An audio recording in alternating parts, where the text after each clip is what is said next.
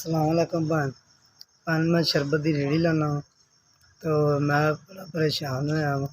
मालक जिहड़े माल मकान च मैं रहिंदा सी उन्होंने मैनूं जवाब दे दित्ता।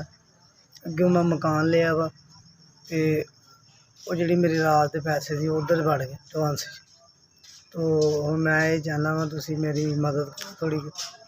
मेरी रेहड़ी रूड़ी लग जाए मैं अपना घर चला लवां। रात के जोड़े पैसे से उधर दे दिते। हुण इस टाइम साडे हालात बड़े माड़े आ।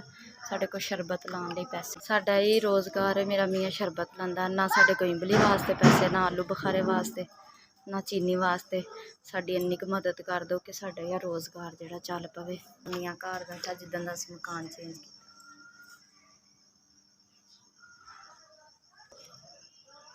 भाई मैं मजदूर आदमी 10 दिन तो वेला बैठा हूँ। इन्ना हो जाए मैनूं चीनी इमली आलू बुखारा मिल जाए मैं अपनी रेहड़ी लाने जोगा हो जाऊँ। मेहरबानी, छोटे छोटे बच्चे ने, मेहरबानी इन्ना गुजारा कर दो जेह्ड़ा मैं अपना आराम चला लवां।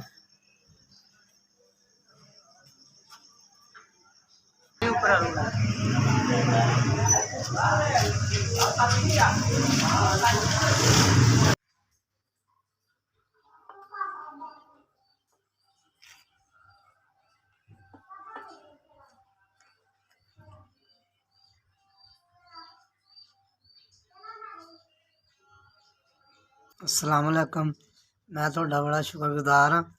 5 किलो आलू बुखारा, 5 किलो इमली, 6,000 रुपये का समान आया जे, 4,000 रुपये चीनी।